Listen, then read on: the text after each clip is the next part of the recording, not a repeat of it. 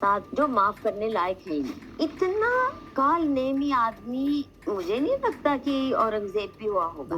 मैं जिस बात पर आग बबूला रही हूँ वो ये कि ये CIA प्लांट है और देश को तबाह करने की इसको सुपारी मिली है। इस लड़की को महबूबा मुफ्ती के सुपरविजन में मरवाया। मुझे कहते हैं प्रूफ दो, मैं कहती हूँ सुप्रीम कोर्ट से मांगो। मोदी को हर बारात का दूल्हा बनना होता है। तो आपने ये लफ्ज भी इस्तेमाल किया था, अय्याशी का लफ्ज भी इस्तेमाल। हाँ अय्याश है, कुत्ते की मौत मरना चाहिए बिल गेट्स को जो इसने काम किया है। सुप्रीम कोर्ट के जजेस डरे हुए। डरपोक आदमी वही होता है नंबर 1 जिसने थोड़ी कॉम्प्रोमाइजेस की हुई। ऐसा कौन सा प्रधानमंत्री दुनिया में होगा जो अपनी मीडिया मैनेजमेंट पूरी की पूरी एक पॉर्न पेडलर को सौंप दे। इसका क्या ये मैसेज मिलता हमें कि ये इन नेताओं को मोदी जी को भी क्या ओब्लाइज पोर्नोग्राफी से कर रहा था।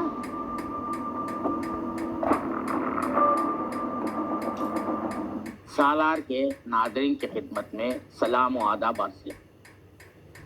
आज हम एक खुसूसी मेहमान के साथ गुफ्तगू कर रहे हैं और ये गुफ्तगू काफ़ी दिलचस्प है, काफ़ी अहम है, सीरियस गुफ्तगू है। जो प्राइम मिनिस्टर नरेंद्र मोदी साहब है उनकी इमेज को रिफर्बिश करने के सिलसिले में, उनकी इमेज को बेहतर बनाने के सिलसिले में जिस खातून ने अहम रोल अदा किया वो है मधु पूर्णिमा किश्वर साहिबा, जो प्रोफेसर रही हैं। उसके अलावा जो है मनुषी नाम के एक मैगजीन निकालती हैं, एक अरसे से जो है तो मैगजीन निकाल रही हैं वो, और ख़वातीन के हुकूक़ के लिए लड़ती हैं।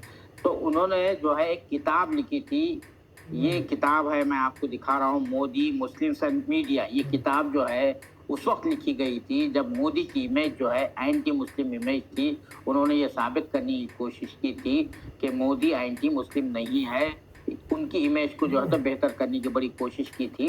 लेकिन आज वो जो है अचानक जो है क्या हुआ, हम उनसे जानने की कोशिश करेंगे। वो मोदी साहब के खिलाफ बोल रही हैं वो कोई विश्व गुरु नहीं है, वो कोई 18 घंटे काम नहीं करते हैं। तो सबसे पहले हम मधु किश्वर साहिबा का इस्तकबाल करते हैं, खैर मकदम करते हैं। मधु किश्वर साहिबा, आपका इस्तकबाल है, खैर मकदम है। नमस्ते जी। जी। तो आप ये बताइए कि अचानक आप मोदी पर हमलावर हुई हैं, आपने उनकी इमेज बनाई, इमेज बिल्डिंग का काम किया ज़बरदस्त तरीके से। अब 10-12 साल के बाद ऐसा क्या हुआ कि आप जो है उन पर जो है हमलावर हुई? देखिए, बहुत अफसोस की बात है कि भारत का मीडिया जो है और पत्रकार पढ़ते तो बिल्कुल है ही नहीं, और जिससे भी इंटरव्यू करने आते हैं उसके बारे में कोई जानकारी होती नहीं, सिर्फ सनसनीखेज 2-4 सेंटेंस पकड़ लेते हैं और फिर उसी पे बार बार सवाल जवाब होते हैं। सच तो ये है, ये जो मोदी मुस्लिम्स एंड मीडिया ये 2013 में लिखी गई किताब, और इसमें इमेज बनाने का सिर्फ इसके पीछे एक ही मकसद था, इमेज को बनाने की बात नहीं थी। मोदी पर इल्जाम लगाए जा रहे थे कि ये मुसलमानों का दुश्मन है, इसने जेनोसाइड किया है, कत्लेआम किया है गुजरात में, और गुजरात का हिंदू फासिस्ट हो गया है और मुसलमानों के ऊपर कहर ढा रहा है और मुसलमान असुरक्षित है। ये बहुत भारी नैरेटिव चला था। 10 साल तक मैं सुनती रही, और क्योंकि इस नैरेटिव को चलाने वाले जो लोग थे, ये foreign funded NGOs, Teesta Setalvad, Harsh Mander, Indira Jaising वगैरह, ये पूरा माफिया गैंग है फॉरेन फंडेड एनजीओज का।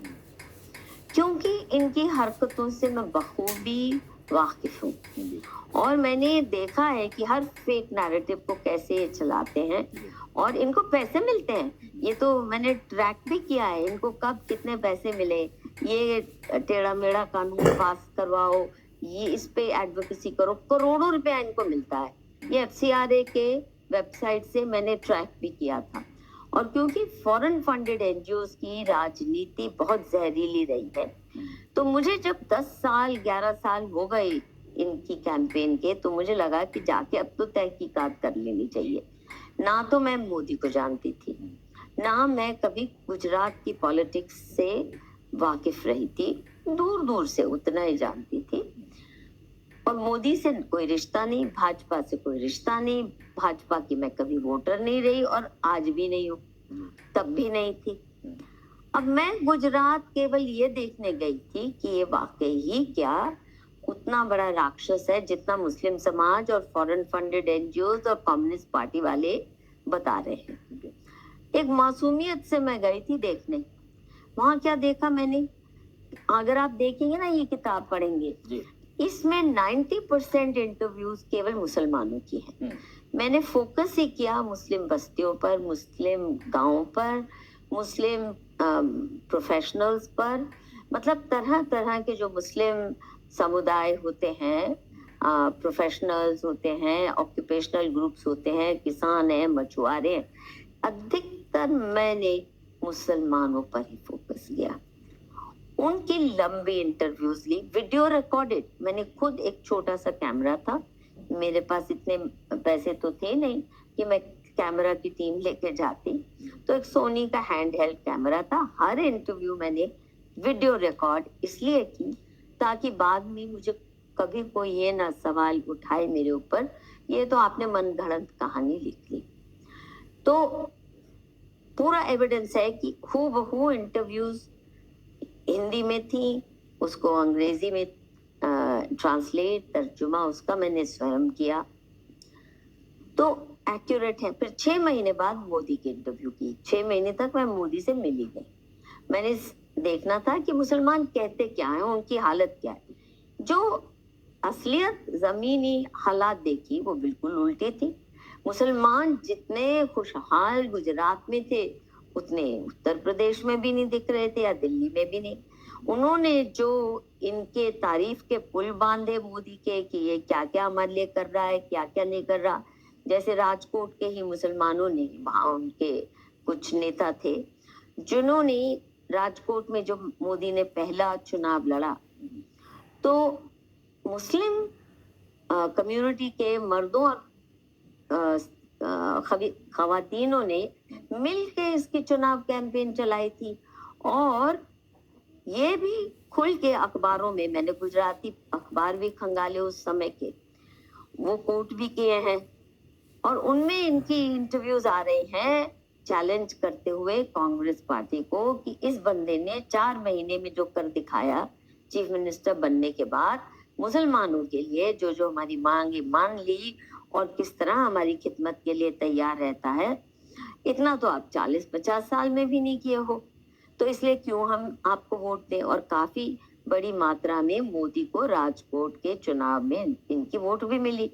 तो इस तरह के बहुत सारे मैंने, जैसे सलाया गांव मछुआरों का, सारे मुसलमान ही, वहां मैंने जब सुना कि 100% फुल पैनल मुसलमानों का चुन के आया है भाजपा के टिकट पे, और मैं सलाया गांव गई कि ऐसा कैसे हो गया, आप इतनी भारी मात्रा में भाजपा के और मोदी के प्रशंसक कैसे हो गए कि उनके टिकट पे आप लड़ रहे हैं और फुल 100% भाजपा को मतलब पूरा पैनल मिल रहा है, ऑपोजिशन को खात्मा कर दिया। उन्होंने जो बातें बताई पूरा उसमें भी है। राजकोट में, राजकोट के अलावा कच्छ का जो भूचाल हुआ था, वहां जो मुसलमानों ने बताया कि कितनी खिदमत हुई। सूरत के फ्लड्स के दौरान मुसलमानों ने बताया कि इसने कितनी खिदमत की मुसलमानों की। फिर महेश भट्ट और अन्य कई मुसलमानों ने, जफर सरेशवाला ने पहली बार मुझे इंटरव्यू दिए थे, उसके बाद वो नेशनल टीवी पे आने लगे। मेरी किताब को पढ़ के लोगों ने उनकी तरफ तवज्जो दी। तो अब आप बताइए, जब मुसलमान कह रहे हैं कि ऐसा अच्छा तो हमारा खिदमतगार कभी मिला नहीं हमें, और हम खुशहाल हैं, और एजुकेशनल इंस्टीट्यूशंस बहुत तेजी से बढ़ रही हैं क्योंकि ये रुकावट नहीं डालता। कोई स्कूल खोलना है, कोई कॉलेज खोलना है मुस्लिम कम्युनिटी में, फटाफट परमिशन मिल जाती है, पहले सालों लग जाते थे। या कोई और दिक्कत आती है हमारे को, अगर किसी हमारे स्कूल को या किसी पासपोर्ट बनाने में या किसी और मसले में हम जाते हैं, तुरंत चुटकी भर में ये काम करवा देता है। और फिर मोदी जी ने खुद भी बताया कि कैसे मेरे पास कुरान लेके आए थे एक डेलीगेशन में, और मैंने कैसे बाकायदा उसका अध्ययन किया, और मुझे वो कॉपी भी दिखाई कुरान की, मैंने अंडरलाइन की हुई है। तो इस्लाम के साथ, मुसलमानों के साथ गजब के रिश्ते। तो ये झूठा प्रोपेगेंडा क्यों है, ये मैंने इस किताब में डॉक्यूमेंट किया।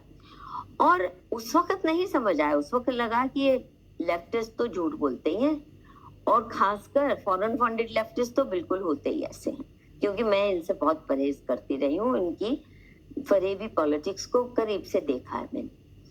लेकिन बाद में समझ आया मुझे, क्योंकि बाद में पता चला, वर्षों के बाद, फिर आप खुद ही देख रहे हैं जब प्रधानमंत्री बने, अब हिंदू इनसे बहुत नाखुश है। मैं भी एज ए हिंदू बहुत नाखुश हूँ, मैं ही नहीं, सभी इन त्राही त्राही मची हुई है। गौरक्षा का मसला हो, हमारे मंदिर लौटाने का मसला हो, जिस तरह इन्होंने अयोध्या के राम मंदिर पर कब्जा करके पीएमओ का अख्तियार बना दिया है, और वो करप्शन लिप्त मंदिर बना है, वो उसकी जो सेक्रेडनेस है उसको बुरी तरह से तबाह किया है। और उसके साथ साथ कोविड में जो इनका रोल रहा, स्कैम था, वो कोई वायरस नहीं था, मैनमेड स्कैम था। और ये एम्बेसडर बन के फार्मा माफिया के, ग्लोबलिस्ट माफिया के जो हरकतें कर रहे हैं, एक के बाद एक 11 वर्षों में मैं लगातार खुलेआम ट्विटर के माध्यम से, फेसबुक के माध्यम से, वीडियोस के माध्यम से, लेखन के माध्यम से, लेखों के माध्यम से सवालिया निशान उठाती रही हूँ। और ये तो मैं मैन्युफैक्चर नहीं कर सकती ना, मैंने पूरा डाउनलोड किया है अब 2011-12 से लेकर मेरा ट्विटर हैंडल। मैंने मोदी को किन किन बातों पर चिताया, मैंने मोदी को किन किन बातों पर खूब लताड़ा। और उसके बाद जैसे मेरे 2-2 घंटे के वीडियो हैं, किस थीम पर, आप सोचिए, मोदी के अक्षम्य अपराध, यानी ऐसे ऐसे जुर्म मोदी ने किए भारत देश के साथ, विशेषकर हिंदुओं के साथ, जो माफ करने लायक है ही नहीं। और मैं तो खुलेआम कहती हूँ, तुम्हें तो नर्क में भी जगह नहीं मिलेगी जितना तुम प्रताड़ित कर रहे हो हिंदुओं को। और जिस तरह SC/ST एक्ट को लेकर और कितने कानूनों को लेकर हिंदू समाज को ये आदमी तोड़ रहा है और बांट रहा है। किसी जमाने में जब इसको कहा गया था डिवाइडर इन चीफ, तो उस वक्त तो जो टाइम मैगजीन ने कहा था, वो हिंदू मुसलमानों को लेकर कहा था कि हिंदू मुसलमानों में झगड़ा। ये आदमी हिंदू मुसलमानों में तो खैर जो है दरार बढ़ाई है इस आदमी ने, लेकिन हिंदुओं के बीच में SC को लेकर, ST को लेकर, OBC को लेकर, MBC को लेकर बढ़ाया जाता है रिजर्वेशन, और विशेष स्कीम्स हैं केवल मुसलमानों के लिए, हजारों करोड़ रुपए हर साल खर्च रहा है। और फिर SC/ST के लिए हजारों स्कीम्स हैं, और जनरल कैटेगरी का हिंदू भले ही वो रिक्शा वाला हो, उसके लिए कुछ नहीं, उसके लिए नफरत पैदा कर रहा है और बार बार कह रहा है हिसाब तो चुकता करना पड़ेगा, सर तन से जुदा हो रहा है हिंदुओं के, इसके मुंह से एक शब्द नहीं निकलता। इतना काल नेमी आदमी, हिंदुओं का इतना बड़ा दुश्मन, तो मुझे नहीं लगता कि औरंगजेब भी हुआ होगा। इसीलिए मैंने कहा एक मेरे ट्वीट में, एंड आई मीन इट, कि दाऊद इब्राहिम के दरबार में शायद हिंदुओं को न्याय मिल जाए, मोदी के दरबार में नहीं हिंदुओं को। लेकिन मैडम आप जो कह रही, और ये मैं आज से नहीं कह रही हूँ, बहुत बड़ी लंबी वो लिस्ट है, जो इसके क्राइम्स, इसने क्या क्या गलत किया देश के लिए, धर्म के लिए, देश और धर्म की बात कर रही हूँ मैं। और इसमें लेफ्टिस्ट एजेंडा बिल्कुल फेक इसलिए है क्योंकि वो भी फॉरेन फंडेड है, और मोदी भी, अब पता चल गया, कुछ साल पहले तो हमें पता चल गया, ACYPL का ट्रेंड है ये बंदा। 1993 में जब राम मंदिर आंदोलन शुरू हुआ था, तो ACYPL, जो कि CIA का एक फ्रंट है, जिसका स्टेटेड पर्पस है, आप उनकी वेबसाइट पर जाके देखिए, उसका खुला ऐलान है कि वो वर्ल्ड लीडर्स को ट्रेन करते हैं, यानी पोटेंशियल वाले लोगों को पकड़ते हैं और फिर उनको ट्रेन करते हैं और फिर उनको किसी को प्रधानमंत्री, किसी को प्रेसिडेंट, किसी को फाइनेंस मिनिस्टर, कुछ भी बनाते हैं ताकि ग्लोबल पॉलिटिक्स कंट्रोल की जाए। तो ये ग्लोबलिस्ट माफिया जो है, जिसको अमेरिकन डीप स्टेट भी कहते हैं, ब्रिटिश डीप स्टेट भी कहते हैं, इनसे मिलकर इसने ट्रेनिंग ली है। कम से कम 30 बार ये जा चुका था अमेरिका उनकी ट्रेनिंग पर, ये तो बाद में पता चला। इसका मतलब दोनों पक्ष विदेशी पपेटियर है, कठपुतली का नाच दोनों तरफ से जो खेला जा रहा है वो नचाया जा रहा है अमेरिकन डीप स्टेट, CIA द्वारा, और इसीलिए फॉरेन फंडेड एनजीओज इसके खिलाफ ज्यादा बोलते हैं। तो अब ये तो बहुत ही सीरियस आपका इल्जाम है कि he is a CIA plant है। बिल्कुल, तो ये तो बहुत सीरियस है। तो हाँ, मैं तो कह रही हूँ है जी, इसलिए बोल रही हूँ।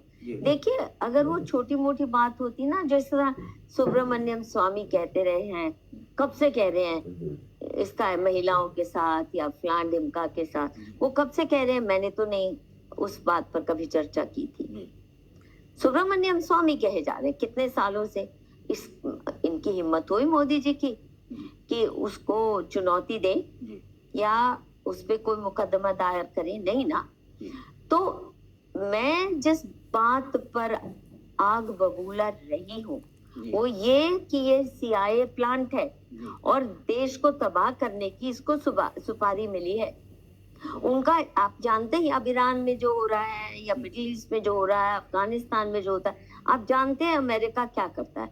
एक तरफ अपना पपेट बिठाते हैं हुकूमत में, दूसरी तरफ फिर उसके खिलाफ मान लो तालिबान खड़ा कर दिया, कहीं ISIS खड़ा कर दिया, कहीं वो जो ईरान का है, क्या नाम बोलते हैं, टेररिस्ट ऑर्गेनाइजेशन, तंजीम ईरान वो की, जो है मुजाहिदीन खल्क है। नहीं, एक और भी है ना, हिजबुल्लाह, या नहीं, वो लेबनान में हिजबुल्लाह, और ईरान का जो भी, हर मुल्क की terrorist, Islamic terrorist organization American और ब्रिटिश एजेंसीज ने खड़ी की है। वो जुंदल्ला की बात कर रही है। सभी जगह के जितने, आप तालिबान तो मानते हैं CIA की गिफ्ट थी अफगानिस्तान को। ईरान में भी आप देख रहे हैं, अब उनकी ऑयल चाहिए, उनकी मिनरल वेल्थ चाहिए। आप जो कह रही है मोदी जी जो है प्लांट है, CIA यहाँ पे तो कोई टेरर ऑर्गेनाइजेशन नहीं है ना। क्या कोई टेरर ऑर्गेनाइजेशन जो है जिस तरह से वो करने के लिए, कम्युनिस्ट को समझिए, हिंदुओं को खात्मा करने के लिए ना, ये नहीं कि हिंदू कोई टेररिस्ट ऑर्गेनाइजेशन बना पाएंगे, क्योंकि हिंदुओं में वो मादा ही नहीं है।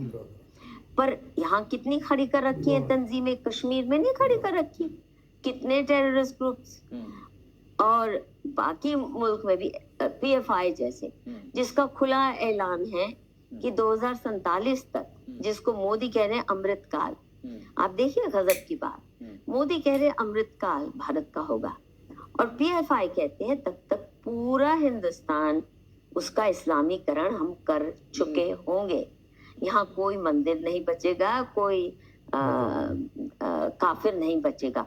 तो मोदी का अमृतकाल PFI के एजेंडे से मैच करता है, इसका मतलब। तो मैं यहाँ पर आपको बीच में ये कहूँगा, इफ यू डोंट माइंड, मैंने वो उनकी जो किताब है PFI की, वो मैंने देखी है, उसमें ये बात नहीं लिखी है कि भाई मुसलमानों की तरक्की के हवाले से बात कर रहे हैं और डेवलपमेंट के सोशल। नहीं, मैंने पढ़ी है, आपको किताब मैंने भी पढ़ी है, भारत सरकार ने रिलीज की है। ऐसे तो नहीं। अच्छा चलिए, अच्छा ये छोड़िए, अच्छा छोड़िए, इस्लाम का खुला एजेंडा है कि नहीं, कि पूरी दुनिया पे इस्लाम का हुकूमत होनी चाहिए, है कि नहीं? नहीं, मेरा नहीं है कि नहीं? नहीं। मेरे एक सवाल का जवाब। बोलिए। ये आदमी इतनी खिदमत इस्लाम की कर रहा है ना, स्पेशल स्कीम्स दे रहा है, IAS, IPS, फौज, हर में भर्ती तेजी से हो रही है, प्रोपोर्शन बहुत तेजी से बढ़ रही है, स्पेशल लोन्स दिए जा रहे हैं मुसलमानों को, स्पेशल स्कॉलरशिप्स दी जा रही है, IAS की ट्रेनिंग के लिए 1 लाख तो वजीफा, उसके साथ स्पेशल ट्रेनिंग दी जा रही है। हर मायने में आपके मस्जिदों को, ये आपके मौलवियों को पैसे देता है, कभी मंदिरों के पुजारियों को नहीं दे रहा, हर मायने में इसने रेवड़ियां नहीं, गोल्ड प्लेटेड रेवड़ियां बांटी है मुसलमानों को, और अल्लाह की या प्रॉफिट मोहम्मद की तारीफ करते ये नहीं थकता। इतनी चमचागिरी करता है जितने मुसलमान भी नहीं करते। उसके बावजूद मुसलमान इसको क्यों नफरत करते हैं, मुझे ये समझाइए। तो आप समझाइए। हाँ ठीक, मैं आप बहुत ही इन्वेस्टिगेटिव जर्नलिस्ट है, फैक्ट मैं वैसे प्रोफेसर हूँ हाँ, और रिसर्च जर्नलिस्ट जर्नलिस्ट कोई रिसर्च नहीं करता। वही कह रहा हूँ हाँ। मैं ये कह रहा हूँ। और दूसरी बात, फैक्ट्स पर आप ज्यादा वो करती हैं। अब आप सबसे पहले ले लीजिए, बजट को ले लीजिए, जो माइनॉरिटी अफेयर्स का जो बजट है, ठीक है, आप माइनॉरिटी अफेयर्स की वेबसाइट पे भी जाके देख सकती है। 2 मरतबा 2023 और 24 और 2022 और 23 में 5-5 हजार का बजट जो है माइनॉरिटी मिनिस्ट्री के लिए अलॉट किया गया, लेकिन उसका जो है किसमें 24%, किसमें 16% जो है यूटिलाइज हुआ वो बजट। दूसरी बात जो है, अब ये जो इस साल का जो बजट आया है वो जो है घटाकर जो है, आप अलग चाहते क्यों हैं? मुझे सबसे पहले इसका जवाब दो। नहीं क्यों हो? नहीं क्यों हो? आपकी संख्या, मैं ये कह रही हूँ आप ना मुसलमानों के लिए नहीं है ना मैडम। आप फैक्ट्स जो है ना थोड़े तोड़े मरोड़े नहीं जी। I want to know. हाँ, मुसलमान हाँ ग्लोबल डोमिनेंट पावर है, हाँ ठीक है, और तेजी से मुसलमानों की संख्या बढ़ रही है, कम नहीं हो रही। पाकिस्तान में तो आज के दिन वहाँ 1% भी नहीं हिंदू बचा, मर गए, उनको मारा गया, फोर्सिबली कन्वर्ट किया गया, भगाया गया, जलील किया गया और मंदिर तोड़े गए, किसी मुसलमान को तकलीफ। अच्छा सुन लीजिए, यहाँ तो संख्या बढ़ी है, 8% थी 1947 में, आज कम से कम 20 नहीं तो 25-30% मुसलमान हो चुके हैं। अब वो 2 नामों से रहते हैं, है ना, कन्वर्ट करके पूरा नहीं बताते। ये मैं अनेकों उदाहरण मैं पर्सनली जानती हूँ। अगर 8 से 20%, 25%, जितने भी परसेंट आप हो गए हैं, इसका मतलब यहाँ फल फूल रहे हैं। पर इस्लामी मुल्कों में हिंदुओं के साथ अन्याय, चाहे बांग्लादेश, चाहे तो ये बोलता है, ये कभी बोलता है? इसका भी फैक्ट मैं कह रहा हूँ। नहीं फैक्ट नहीं। बांग्लादेश में पाकिस्तान का जो है ना, आप जो कहा ना, जो आबादी थी, बिल्कुल सही कह रही थी आप। तो पाकिस्तान में जो 2.5% थे, 2.5 नहीं थे, 25 थे। अरे आप मैडम फैक्ट चेक कर लीजिए। कितने थे? मैं भी 47 में कितने परसेंट थे? हाँ, पूरे पाकिस्तान में, दोनों वो ईस्ट पाकिस्तान में कितने थे? नियर अबाउट 22% थे। वो वहाँ बांग्लादेश के जो वो हिंदू है वो आए हैं, ये कह सकती है आप। वहाँ आए, मारे नहीं, जबरन कन्वर्ट नहीं हुए, वहाँ लड़कियां उठाई नहीं जाती, आए वो कुछ केसेस होते हैं पाकिस्तान में, लेकिन जो है बार मैं भी खुद कम हुए ना। मेन बात है, आप कहो 25 नहीं, वहाँ पे तो जो 25 से अगर पाकिस्तान में 1% रह गए, 2.5% नहीं 1% मुश्किल से है, और त्राही मची हुई है। कम हुए ना जी, करोड़ों की संख्या में कम हुए ना जी। मोदी की जबान कभी खुली है हिंदुओं के पक्ष में, पाकिस्तान में, चाहे हिंदू हो चाहे बांग्लादेश में? नहीं। आपकी खिदमत, अगर एक किसी मुसलमान को खरोच आ जाए तो उसके आंसू रुकते नहीं हैं, और यहाँ सर तन से जुदा आए दिन हो जाए तो मोदी जबान नहीं खोल पाता, बेचारा इतना डरा हुआ है, दहशत में आपकी। आप क्यों नहीं उसको अपना मान लेते? ये मॉब लिंचिंग हो की केसेस हो रहे हैं। मॉब लिंचिंग आपके के हमारे हिंदुओं के हो रहे हैं? छोड़िए, छोड़िए, और ये छोड़िए, वक्फ एक्ट को रद्द करके सारी प्रॉपर्टी वापस ले लेनी चाहिए थी। और मोदी के काल में कम से कम डबल ट्रिपल हुई है वक्फ की प्रॉपर्टी। ये आंकड़े सरकार के। कहाँ से होगी मैडम, कैसे होगी? आप क्योंकि वक्फ रूल ऑफ लॉ है नहीं हमारे कंट्री में। नहीं है। मुसलमानों के लिए तो कहीं भी नहीं होता। अच्छा, मुसलमानों के लिए तो रूल ऑफ लॉ होता है। वो तो कहते हैं अल्लाह का हुक्म है जो हमें इस्लाम को कह रही है प्रॉपर्टी। मैं ये जानना चाहती हूँ, ये आदमी इतनी आपकी खिदमत करता है, आप मानते क्यों नहीं हो कि आपका है? तो फिर ये इनकी तो इमेज बनी हुई है, एंटी मुस्लिम इमेज को आपने बनाई, ये थोड़ी बनाई, वो खुद ही बोलते हैं, तकरीरें करते हैं, उनके एक्शंस जो है। नहीं, अल्लाह की कितनी तारीफ करते हैं, प्रॉफिट अल्लाह की तारीफ करना, अल्लाह तो सबका ये करते हैं, बदल रहे हैं। ईश्वर का ये गॉड नहीं, अल्लाह और ईश्वर एक नहीं हो सकते, नहीं है, झूठ मत बोलिए। आप मंदिर में जाके कभी कीर्तन करेंगे? नहीं करेंगे। हम हिंदू मूर्ख हैं जो चले जाते हैं मस्जिद में भी, मज़ारों में भी। मुसलमान कोई नहीं जाता। अच्छा, कोई नहीं जाता। अब मैं आ रहा हूँ कि ये जो है आपने जो है तकरीबन 10-11 साल तक जो है आप मोदी साहब के लिए काम करते रही हैं। अरे फिर वही बात। नहीं, ठीक है, ठीक है। हेलो, एक किताब ही लिखी है कि वही। ये इस्लाम का खिदमतगार है। अच्छा। जिन्ना से ज्यादा। जी। जिन्ना ने तो पार्टीशन कराया, खूनो खराबा कराया। ये साइलेंटली डेमोग्राफिक इन्वेजन करा के हिंदुओं को लुप्त कर रहा है। तो ये आप जो है 11 साल तक नहीं, 11 साल तक इसके ऊपर वो कटाक्ष और मैं इसकी क्राइम्स गिनाती रही जो हिंदुओं के खिलाफ, देश के खिलाफ और हिंदुओं के खिलाफ, ये दोनों करता रहा है। और आप फिर बार कह रहे हो मैं तो 11 साल तक उसके कसीदे पढ़ती रही। नहीं भाई, पढ़ के आया करो। ये जो मेरी कथुआ वाली किताब है, ये है ना किताब Kathua, sorry from Kathua. PMO ने, महबूबा मुफ्ती ने जो आईएसआई का प्लॉट था, इस लड़की को महबूबा मुफ्ती के सुपरविजन में मरवाया। ये मुसलमान लड़की को मुसलमानों ने मारा, एक अनाथ लड़की को, और हिंदुओं के मत्थे मर दिया, बिल्कुल निर्दोष हिंदुओं के। और फिर वहां पे इतना कहर ढाया महबूबा मुफ्ती ने, और पीएमओ ने पूरी मदद की। ये डॉक्यूमेंट किया मैंने 640 पन्ने की किताब में। और ये देखने के बाद कि पीएमओ ने कैसे हिंदुओं पे महबूबा मुफ्ती और आईएसआई प्लॉट को मदद करते हुए जो जम्मू में किया, ये किताब मैंने लिखी। तो आप सोच, ये 2018 की है इन्वेस्टिगेशन। लोग समझते हैं, एक इमेज बनी हुई है कि मोदी जी जो है हिंदू हृदय सम्राट हैं। इस पर क्या कहेंगे? मैं कह रही हूँ ये सीआईए ने बनाई है। अच्छा, उनका प्लांट है ये। अच्छा, उन्होंने बनाई है। हिंदुओं को, हिंदू असल में ना इस्लाम से निपट सकते हैं ना क्रिश्चियनिटी से, तो इसलिए हम तो सबसे मार खाए हैं। आप उनसे निपटना जानते हैं। देखिए ना ईरान कैसे लड़ रहा है अमेरिका के साथ। अब कौन मरेगा, कौन जीतेगा, कौन हारेगा, वो अलग बात है, पर लड़। हिंदू के पास 1200 साल इस्लाम और क्रिश्चियनिटी के झेल के आतंक, बहुत हिंदू समाज कमजोर हो चुका है। इसलिए हमें जो भी नैरेटिव परोसा जाता है हम मान लेते हैं। मैं कह रही हूँ इस अमेरिकन डीप स्टेट यानी सीआईए फ्लोटेड नैरेटिव था। मोदी जी सीआईए ट्रेंड बंदे हैं। 1993 में इनको पिकअप किया ACYPL ने सीआईए की ट्रेनिंग के लिए।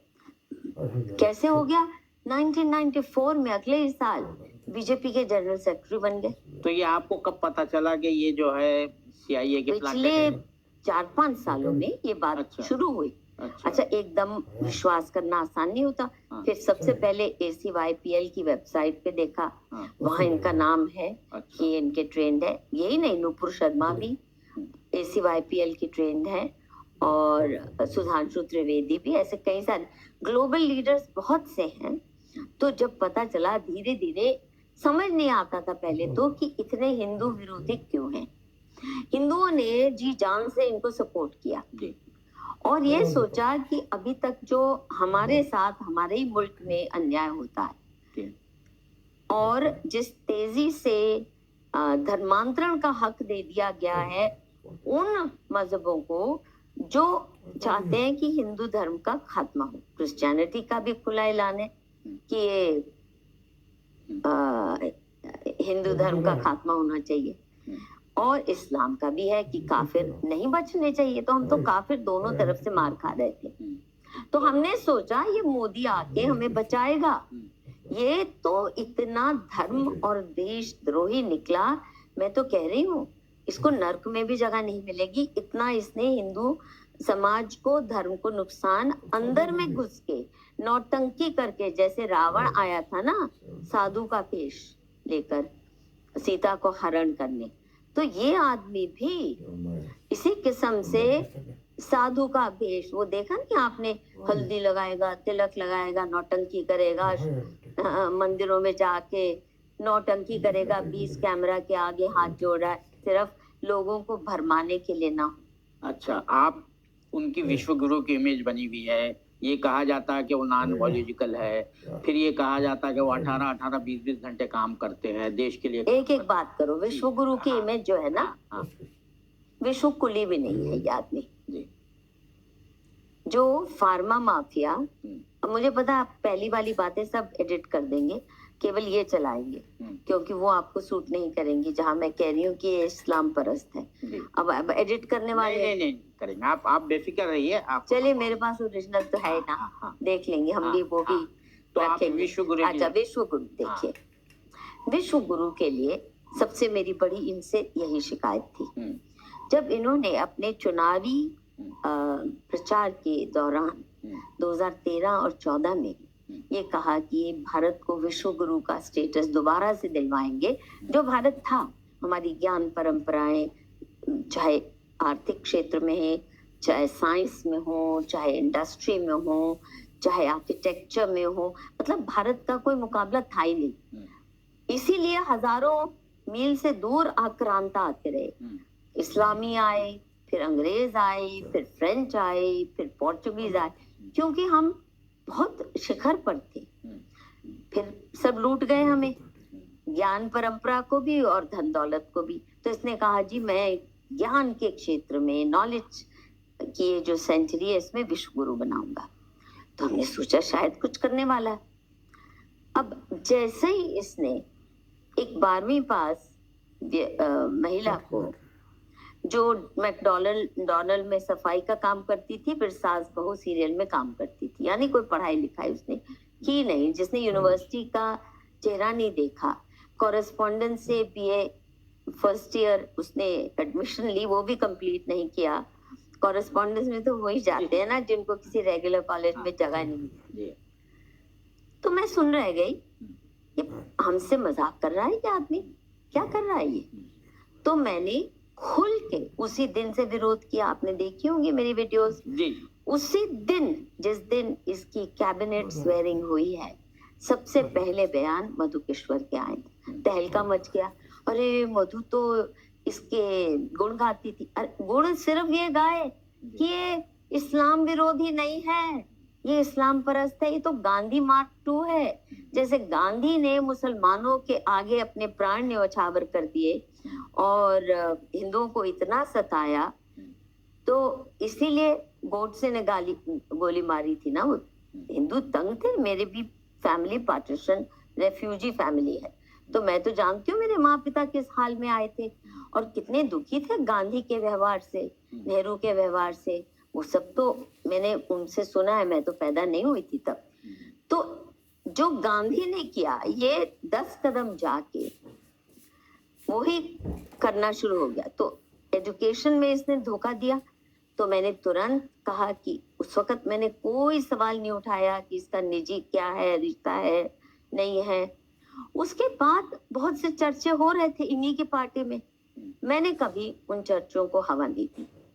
स्मृति ईरानी के साथ हो, एक्स के साथ हो, वाई के साथ हो, जेड के साथ, ये मैंने इन चर्चों को, मुझे बहुत कुछ मालूम होने के बावजूद हवा नहीं दी। यहाँ तक कि मानसी सोनी का तो चर्चा मधु किश्वर का नहीं, मुझे पता था।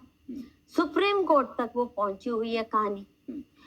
वो फाइल भी मैंने पूरी देखी 2015 में इसके प्रधानमंत्री बनने के बाद। भी देखी है, कहा मुझे दिखाई गई। अच्छा जी, इन्हीं के ब्यूरोक्रेट द्वारा। अच्छा। और पूरी फाइल मुझे दिखाई गई, मिनट टू मिनट क्या हो रहा है। उसके बावजूद भी मैंने उस मुद्दे को इतना नहीं उठाया। एक तो मुझे उम्मीद थी कि सुप्रीम कोर्ट संज्ञान लेगा। अब मुझे क्या पता सुप्रीम कोर्ट दब्बू होते हैं, वैसे तो पता ही हमारी अदालतें क्या होती हैं, हमारी क्या, अमेरिका की भी अदालतें क्या होती हैं वो देखी। अब तो एप्स्टीन फाइल्स ने बहुत कुछ बता दिया अमेरिका और यूरोप के बारे में भी। तो मैंने शोर शराबा नहीं मचाया ना उस पे, स्वामी मचाता रहा। जी, स्वामी बार बार कहते। पर अब मुझे कहते हैं प्रूफ दो, मैं कहती हूँ सुप्रीम कोर्ट से मांगो। एक केस का तो 100% प्रूफ है ना जी। तो नहीं, आप ये भी कह रही है ना मैडम कि इंडस्ट्रियल स्केल पर है। हाँ वो है। हाँ। इनके लोग कहते हैं जी।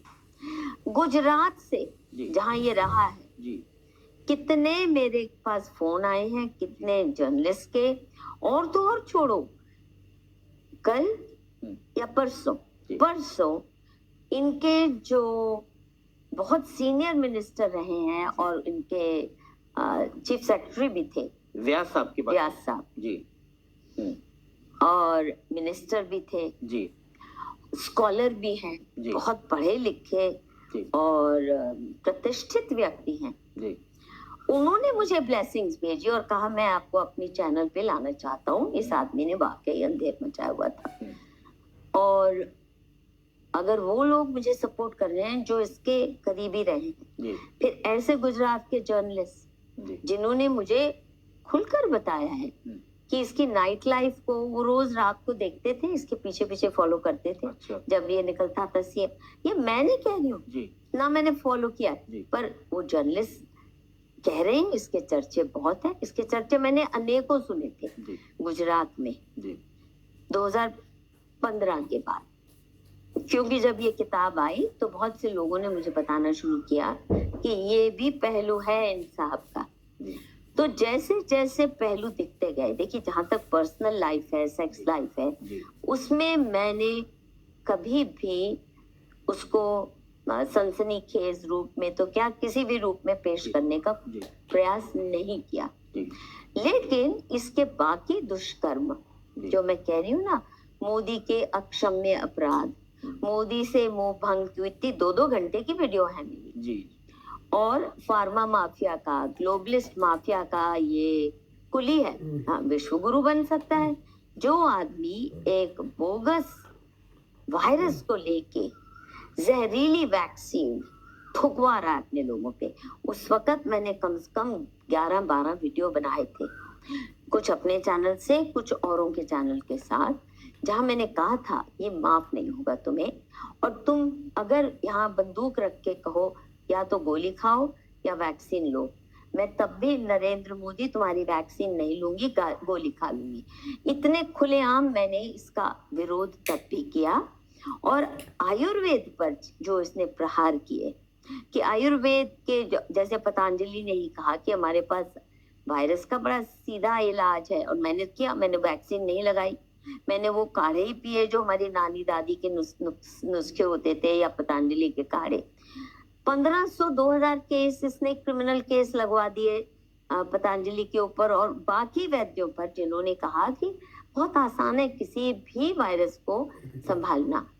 हजारों लाखों लोग मरे हैं यहाँ पे, मौत भारत में, दुनिया में भी। आप जानते हैं इस वक्त कहर मचा हुआ है बिल गेट्स को, फार्मा माफिया को लेके, सोरोस और ये जो सारा ग्लोबलिस्ट माफिया है, कि इन्होंने एक के बाद एक कैसे कैसे जहरीली दवाइयां, वैक्सीन, जिन्हें दवाइयां भी ठोकी हैं लोगों को, बच्चों को, नवजात शिशुओं को 25-30 पैदा होते ही लगा रहे वैक्सीन। कभी सुना था ये? तो ये तो जेनोसाइडल एजेंडा है, और ये सबसे लॉयल ब्रांड एम्बेसडर बनके मटकता फिरता है। और मैंने तो शायद एक वीडियो में ये भी कहा था, या इसका टाइटल ही था, कि मोदी को हर बारात का दूल्हा बनना होता है, चाहे वो वैक्सीन की, जेनोसाइडल वैक्सीन की बारात क्यों ना हो। आपने ये लफ्ज भी इस्तेमाल किया था, अय्याशी का लफ्ज भी इस्तेमाल। हाँ, अय्याश है, अय्याश है जी। और ये अब मैं किसी का नाम नहीं लूंगी, हाँ, पर अय्याश जी। ये सारा गुजरात कहता है। अच्छा। इसके करीबी कहते हैं, जिन्होंने इसको करीब से देखा है, क्या क्या कहानियां सुनी है मैंने, मैं डिटेल में नहीं जाऊंगी, पर जैसे सुब्रमण्यम स्वामी कहते हैं कि उस लड़की को चेन से बांध कर रखा हुआ था, और बहुत से किस्से इसके बहुत चर्चित हैं, आपको भी पता होंगे। और ये मासूम बनने की कोशिश मत कीजिए मेरे सामने, नहीं, क्योंकि सारे जर्नलिस्ट आते हैं, अच्छा ये कैसे ऐसे ऐसे मासूम बन के मेरे से उगलवाना चाहते हैं, पता सबको है। मैं, आपने कभी मुझे प्रेस क्लब में देखा? नहीं। मुझे आपने कभी किसी पार्टी के ऑफिस में देखा? नहीं। कभी पॉलिटिशियंस के आसपास मंडराते देखा? नहीं। इसका मतलब जहाँ गॉसिप मिलती है मैं वहां जाती भी नहीं हूँ। सबसे ज्यादा किसी को गॉसिप चाहिए तो प्रेस क्लब में बैठता है, शाम को वो दारू पी के लोग क्या क्या बोल जाते हैं। मैं तो नहीं जाती। मेरे पास खुद जानकारियां चलकर क्यों आती है? क्योंकि वो सब लोग जो डरते हैं एक तो कुछ कहने को, और दूसरे जो सोचते हैं कि मैं निडरता से इसका इस्तेमाल करने की क्षमता रखती हूँ जी जी और दबती नहीं हूँ किसी से। जी।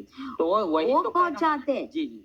तो वही तो कह रहा हूँ, आप में जो करेज है, जो हिम्मत है, इतनी बड़ी बात कह रही है, और आप जानती है कि बीजेपी का इकोसिस्टम कैसा काम करता है। आपने अमित मालविया का भी नाम लिया, पूर्ण स्मृति बेगलर ईरानी का नाम लिया आपने, फिर उसके बाद कंगना रनावत का मैंने नहीं लिया ना। हाँ, अच्छा। मैं वो स्वामी लेते हैं। हाँ, कंगना जाने, वो जाने। अमित मालविया का तो नाम लिया आपने। अरे पोर्नोग्राफी पेडलर है, हाँ। इसमें कोई दो राय नहीं है। जी और मैं ये कहती हूँ, जी जितनी भी हसीन सुंदरियां जी इनके करीब आई होंगी, जी जो भी, जी अब गिन लीजिए कौन कौन आई है। जी मेरा मानना है जी उनको बताना चाहिए कि क्या वो अनुभव सुखद था या नहीं। जी उनमें ये न्यूज एंकर्स भी जो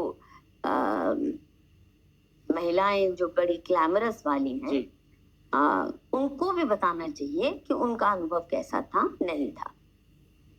तो चित्रा त्रिपाठी आपके खिलाफ बोल वाह रही थी। वाह वाह। जी अब सुनना चाहते हैं हाँ, चित्रा के बारे में हाँ, क्या कहूंगी? जी देखिए, चित्रा जी का जहां तक सवाल है ना, जी तो चित्रा जी को अल्लाह ने बेइंतहा हुस्न बख्शा है कि तो मानेंगे, जी बहुत सुंदर है, बहुत ग्लैमरस है। जी। मैं तो फटीचर से आ, आया लगती हूँ उनके सामने। नहीं नहीं नहीं, मेरा मतलब हाँ, बहुत अच्छा, ग्लैमरस जी है। हाँ और मुझे अच्छा लगता है, आंखों को भाती है ऐसी महिलाएं इतनी सुंदर हो तो। लेकिन जी अल्लाह ने उन्हें ज्यादा अकल नहीं बख्शी और इंटेग्रिटी तो है ही नहीं। जी ये कमजोरी जो है, पर ये एक टीवी की ग्लैमरस एंकर बनने के लिए पर्याप्त होता है कि आप बहुत सुंदर हैं और आप बहुत ग्लिब हैं, मतलब फराटेदार बोल सकती हैं। उसके बाद किसी एंकर से उम्मीद की नहीं जाती कि वो अपना दिमाग इस्तेमाल करे।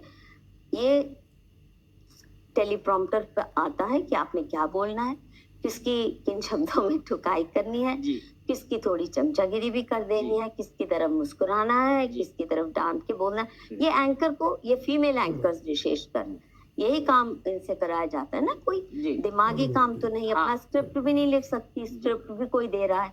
अब जैसे मैं जो भी अपनी वीडियो बनाती हूँ, जी एक एक लफ्ज मेरा लिखा हुआ है। जी ये तो नहीं लिखती है, इनको जो टेलीप्रॉम्प्टर पे भेज दिया इन्होंने, जैसे कि मोदी साहब को आता है। हाँ आता, बिल्कुल। तो ये ऐसे करती है।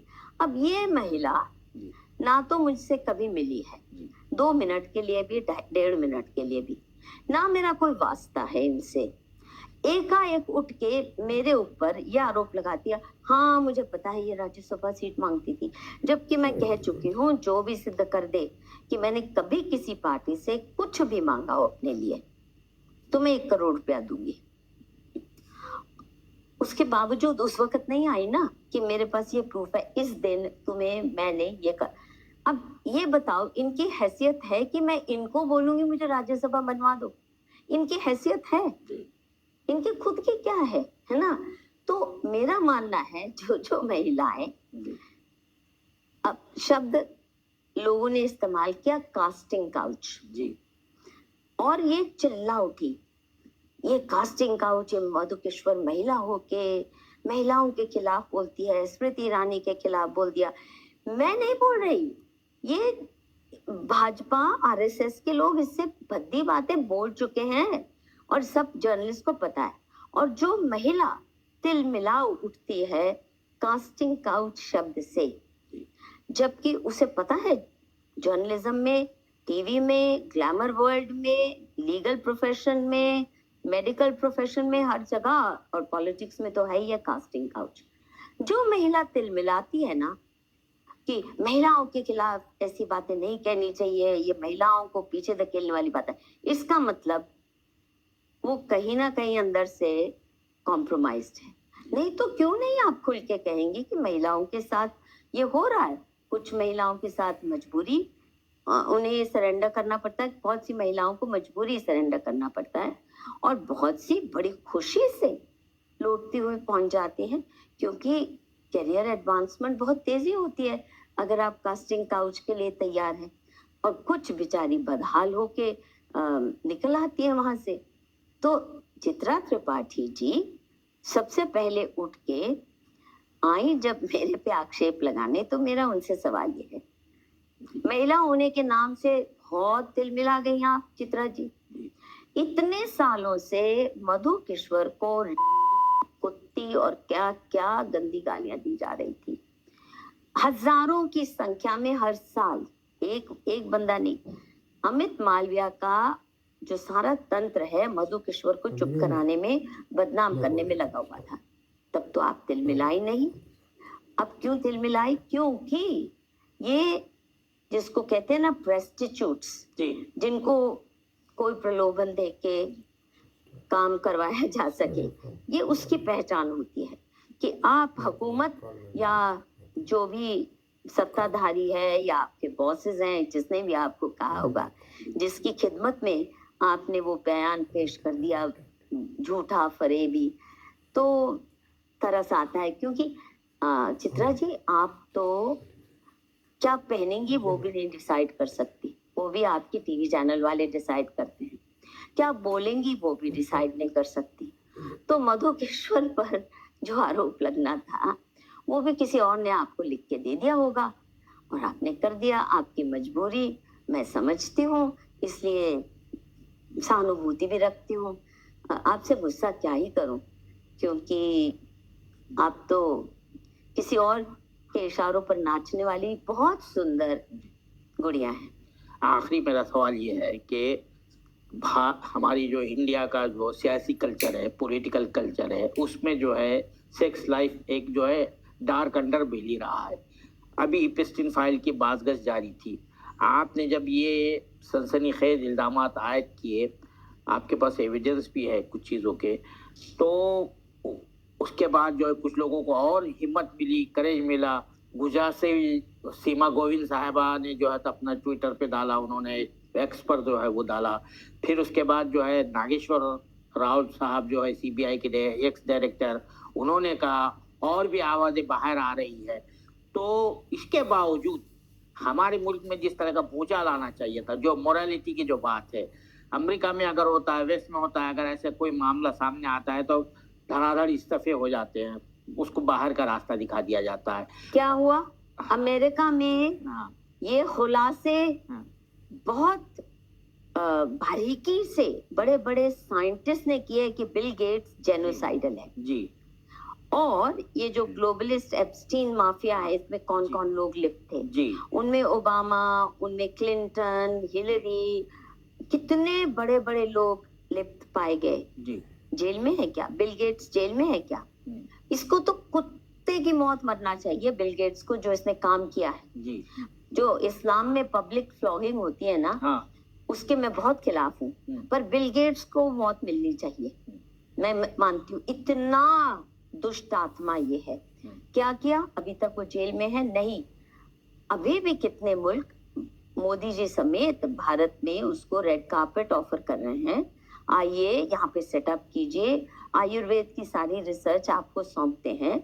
और कितने और देशों में जो HPV वैक्सीन लग रही है टीनेज गर्ल्स को स्कूल में जबरन, जिससे वो बांझ भी हो सकती हैं, कैंसर भी हो सकता है, क्या क्या बीमारियां उस वैक्सीन से, और कितनी मर भी गई। उसके बावजूद बिल गेट्स लगवा रहा है। उसके बावजूद मलेरिया कंट्रोल के नाम पे आ रहा है, जबकि सबको पता है इसकी मलेरिया कंट्रोल की जो बड़ी लैब है, वो स्पेशल ब्रीड ऑफ मलेरिया वो कर रहा है अरबों की संख्या में। और मलेरिया का जो नया स्पीशीज उसने तैयार किया है, वो वही काम करता है जो वैक्सीन करती है। आपका जेनेटिक कॉम्पोजिशन में ही डिस्टॉर्शन ला देता है। मरा वो अभी तक जेल पहुंचा, तो ये मत कहिए। और ये देखिए, मेरा छोटा सा ट्वीट था जी। अनायास लिखा गया, क्योंकि ये बातें मैं 11 साल से बोल रही थी, इससे कड़े शब्दों में बोल रही थी। उस दिन क्या हुआ? नवरात्रे चल रहे थे, उस दिन चंडी वाला होमम का दिन था। कोई मेरी प्लानिंग नहीं थी, और ना तो मैं ऐसा नहीं कि कोई चंडी पूजा करके बैठी हूँ या दुर्गा पूजा करके बैठी हूँ और देवी ने मुझे कहा हो कि ये कर दे। लेकिन उसी दिन अनायास मैं स्वामी का वो छोटा सा वीडियो देखती हूँ। ऐसे वीडियो मैं दर्जनों बार देख चुकी थी, मैंने कभी रिस्पॉन्ड नहीं किया था। ऐसे ही हो गया, मैंने ट्वीट कर दिया कि इसमें क्या बड़ी बात है, ये सब पता है। और मैंने ये भी कहा कि ये सब बातें मैं ओवरलुक कर देती, ये सब मुझे पता थी, कब से मेरे कानों में आ रही थी, कुछ लोगों ने एविडेंस भी दिए। लेकिन अगर इसने देश और धर्म के साथ इतने जुल्म न किए होते, इतना विश्वासघात न किया होता, तो मैं माफ कर देती। मैं ओवरलुक, माफ मतलब नहीं, माफ नहीं, ओवरलुक कर देती, चलो कुछ तो अच्छा करा है, लेकिन वो भी नहीं। अब वो ट्वीट 13 मिलियन, कभी सुना है कोई ट्वीट एवे ही इतनी उसको मिल जाए हवा? तो इसका मतलब देश में लोग त्राही त्राही कर रहे हैं, डरे हुए हैं। मुझे दुख होता है कि सुप्रीम कोर्ट के जजेस डरे हुए हैं, बड़े बड़े मिनिस्टर्स डरे हुए हैं, आईएएस ऑफिसर्स डरे हुए हैं, जो भी है सब डरे हुए हैं। और मुझसे फोन पे भी जो बात करता है ना, उसकी भी रूह कांपती है कि पता नहीं मधु किश्वर का फोन तो टैप हो ही रहा होगा, इसको पता चल गया हमने फोन किया है, तो पता नहीं हमारे साथ क्या हो। तो बहुत दहशत में लोग जी रहे तो हैं। मगर ये बात सही कह रही है आप, बिल्कुल आपने बहुत हिम्मत और हौसले का मुजाहरा किया, इसमें कोई शक नहीं है। लेकिन जो बीजेपी का सिस्टम, आरएसएस का जो इको सिस्टम है, वो आपके खिलाफ नहीं आया, ना आपके खिलाफ नहीं है। अरे हाँ। 11-12 साल से मुझे इतने भद्दे नहीं, आरोप ये लगा रहे हैं। ये जब केस भी दर्ज किए, ये जब मेरे आपने ऊपर किया, पहले भी हाँ, 3 हाँ, केस डेफेमेशन के हाँ, भाजपा रूल्ड स्टेट्स में हो चुके हैं। हम्म, पहले जेएनके में जब बीजेपी और पीडीपी की सरकार थी, जी, वो तो जानलेवा था, जी, जो मेरे पे डेफेमेशन केस किया गया, शुजात बुखारी द्वारा करवाया गया। ये तो इन्हीं का बंदा था, करोड़ों रुपया उसको देते थे। उसके बाद बैंगलोर में एक दर्ज है ही है, उसके बाद यहाँ तहाँ और भी केस हुए। अब काशी में एक हो गया है। अब होता क्या है कि अक्सर लोग बड़े बड़े धन्ना सेठ भी डर जाते हैं ईडी रेड ना हो जाए, और जजेस भी डर जाते हैं कि हमारी अगली पोस्टिंग ऐसी ना हो जाए, या हमें पोस्ट रिटायरमेंट के बाद जो हमें गद्दी मिलनी चाहिए वो नहीं मिलेगी, या जो भी। बड़े बड़े अफसर भी डर जाते हैं कि हमारी पेंशन ही ना कहीं जब्त कर ले। अब डरपोक मुल्क जब इतना बन गया है, और डरपोक आदमी वही होता है नंबर 1 जिसने थोड़ी कॉम्प्रोमाइजेस की हूँ, कुछ उसके अपने पास्ट हिस्ट्री में ऐसे काम हो जो अगर उजागर हो गए तो बदहाली हो सकती है, सरकार उसकी मरोड़ सकती है, कलाई भी और गर्दन भी। एक तो ये, और दूसरा मेरे बच्चों का क्या होगा, ये तो 3 पीढ़ियों तक का भी नुकसान करने की क्षमता रखता है। ईश्वर की कृपा है कि मैंने मेरे बच्चे भी नहीं है, और मैं चाहती भी नहीं थी, मैंने शादी ही नहीं की, तो मुझे वो परिवार की चिंता नहीं है कि मेरे बाद क्या होगा, उनको सताएगा, मुझे तो चलो जैसे तैसे मैं निपट लूं। तो एक तो उससे निडरता आती है, दूसरा मैं सही में एक सनातनी हिंदू वैल्यूज में क्योंकि मानती हूँ, तो मैं मानती हूँ जितने मेरे श्वास हैं वो ईश्वर के हाथ में है, जिसने मुझे पैदा किया उसने मेरे श्वास भी गिन के दे दिए, और मैं कब जीऊं कब मरूं ये ना मेरे हाथ है ना मोदी के जी, तो काहे को डरूं? जिसने पैदा किया है वो चिंता करे ना मुझे कैसे कब मरवाना है। तो मोदी जी से या किसी से भी मैं डरती नहीं। जो मोदी जी की जो इमेज बिल्डिंग की गई है, विश्व गुरु है, 18 घंटे बता दिया ना, नॉन पॉलिटिकल है। देखिए विश्व गुरु विश्व कुली है, जो आदमी बिल गेट्स का चपड़ासी बन के घूमता फिरता है जी। आपने देखा था? हाँ, वो जो पीएमओ में लेके आया था उसको, फिर उसको बिठा रहा है, वो बोर है बेचारा, हो रहा है कि ये क्या नौटंकी कर रहा है, इतनी चमचागिरी की क्या जरूरत है कैमरा के सामने। ये मूर्ख जी कैमरा लेके पूरी चमचागिरी कर रहा है कि मैंने कैसे वैक्सीन करवाई, जबरन तो नहीं, मैंने खुद लगवाई, वो नकली लगवाई थी इसने वैक्सीन, असली नहीं थी जी। और फिर अब मैं एचपीवी वैक्सीन कैसे ठुकवा रहा हूँ, और वो बोर होके सुन रहा है इसको। हाँ, तो जो एक क्रिमिनल, ग्लोबल क्रिमिनल, जिसके लिए लोग कह रहे हैं कि उसको तो वो सजा मिलनी चाहिए जो आज तक इतिहास में किसी को मिली नहीं, उसका चमचा चपड़ासी बन के घूमता फिरा है, ब्रांड एम्बेसडर वैक्सीन का। ये ऐसा बंदा विश्व गुरु हो सकता है? ये वो तो कहते हैं कि मैं फ्रेंड डोनाल्ड दो लॉन्ड फ्रेंड ट्रम्प कहते हैं।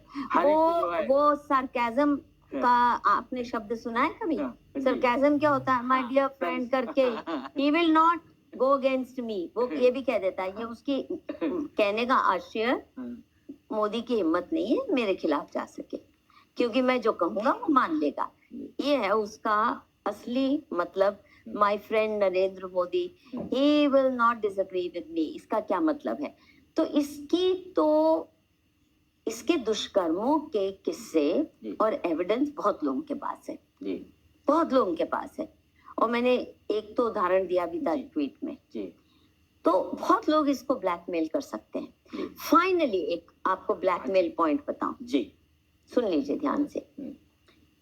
अब ये बताइए कि ऐसा कौन सा प्रधानमंत्री दुनिया में होगा जी, या कोई भी बड़ा आदमी जो अपनी मीडिया मैनेजमेंट पूरी की पूरी एक पॉर्न पेडलर को सौंप दे, उसको इंचार्ज बना दे। मेन स्ट्रीम मीडिया को भी मैनेज करना और सोशल मीडिया को भी। अमित मालविया की बात कर रही हूँ, उसके पुराने ट्वीट्स हैं और बाद के भी हैं, जब वो खुल के बात कर रहा है कि वो स्पेशलाइज्ड कस्टमाइज्ड पोर्नोग्राफी सप्लाई करता है अपने कस्टमर्स को। ये उसका काम है। मैं आपको ट्वीट दिखा दूंगी, अभी भी मेरे फोन पे होगा। अब ये बताइए, इसका मतलब सब जब खुलासे हो चुके हैं, मान लीजिए पहले नहीं पता था, तो क्या इसका हम ये अंदेशा लगाएं, या इसका क्या ये मैसेज मिलता हमें कि ये इन नेताओं को, मोदी जी को भी क्या ओब्लाइज पोर्नोग्राफी से कर रहा था? क्यों ऐसे आदमी को रखा है? मेरे ऑफिस में यदि मुझे पता चल जाए ना, मेरे ऑफिस का प्यून भी पोर्नोग्राफी देखता है, 1 मिनट में उसकी छुट्टी कर दूं मैं। और मुझे याद है किसी जमाने में जब मैं CSDS में प्रोफेसर थी, तो मेरे पास एक इंटर्न आया था और उसने हमारे ऑफिस के मेरे मानुषी के कंप्यूटर पे उसने देखी पोर्न, और एकाएक पोर्न आने लगी। तुरंत उसी को ही नहीं निकाला, वो सारे कंप्यूटर की मैंने सफाई की, और उसके बाद मैंने CCTV कैमरा इस तरह लगवाए कि हर कंप्यूटर की स्क्रीन की खबर मेरे पास हो। और मैं चेक करती रहती हूँ सबके कंप्यूटर हमारे ऑफिस में जो भी है, कि गंद कोई देखे। मैं तो कह रही हूँ, मेरा इनफैक्ट मैं यहाँ तक कड़क हूँ इस मामले में कि जो मेरा किसी जमाने में ड्राइवर था, तो आप जानते हैं ड्राइवर्स जब वेले बैठे होते हैं 5-10 बॉसेस के, तो एक दूसरे के साथ या तो गॉसिप करते हैं या पोर्न शेयर करते हैं, ऐसे घटिया चीजें। कुछ एक लोग भजन भी करते होंगे, पर अक्सर ड्राइवर्स ये करते हैं। मुझे जब पता चला उसी से कि ये आपस में ये शेयर कर रहे हैं, तो मैंने कहा आप बाहर नहीं बैठेंगे, आप मेरे ऑफिस में आएंगे, मैं आपको कंप्यूटर टाइपिंग सिखाऊंगी, आपने सीखना ही है। और आप बाहर बैठ के ना गॉसिप सुनेंगे मेरे कॉलीग्स के बारे में, और ना ये गंद आपको मैं देखने दूंगी। और अगर आप यहाँ आके जबरन, उसका मन नहीं था कंप्यूटर सीखना, एयर कंडीशनड ऑफिस में मैंने उसे बिठाया और मैंने कहा आपने सीखना, और उसने सीखा, और उसको फिर मैंने ड्राइवरी से हटा के और कामों में लगा दिया। मैं इतनी कड़क हूँ इस मामले में। वो नहीं भी देखता था और उसको दिखाने लग गए थे, ये खबर ही मेरे तक पहुंची जब, तो मैंने उसको ड्राइवरों के साथ जो ये शेयर करते थे वहां उसका उठना बैठना बंद कर दिया। अब मोदी जी को पता है, खुल के लोग कह रहे हैं, मधुकेश्वर ही नहीं केवल, उसके ट्वीट्स सोशल मीडिया पे खूब वायरल हो रहे हैं, खुद कह रहा है हम कस्टमाइज्ड पोर्नोग्राफी सप्लाई करते हैं। तो क्या ये भाजपा के नेताओं को या मोदी जी को या अन्य वरिष्ठ नेताओं को ये सप्लाई करता था, इसलिए वो इसके मुरीद बने हुए?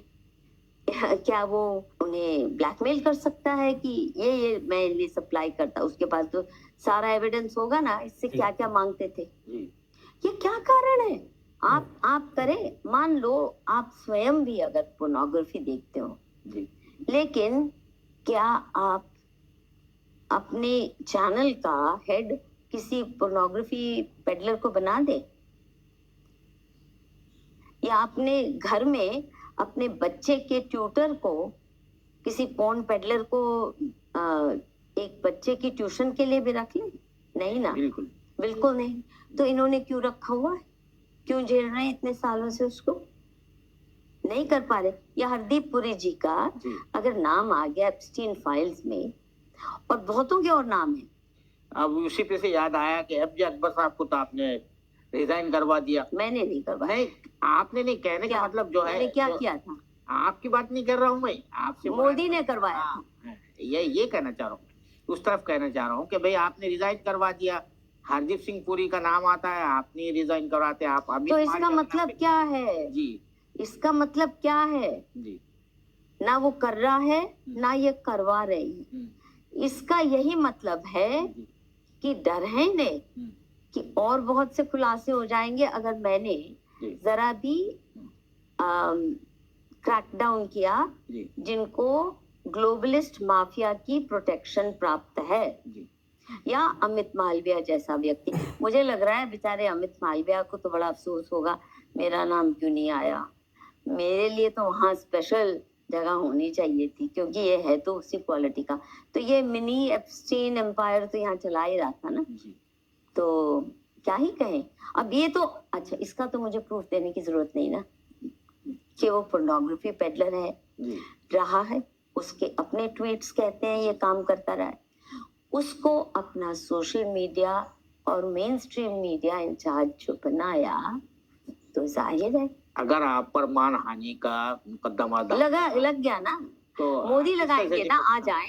आ जाए मैदान में। देखिए ज्यादा ज्यादा क्या करेंगे, मानहानि का मुकदमा 2 साल की जेल।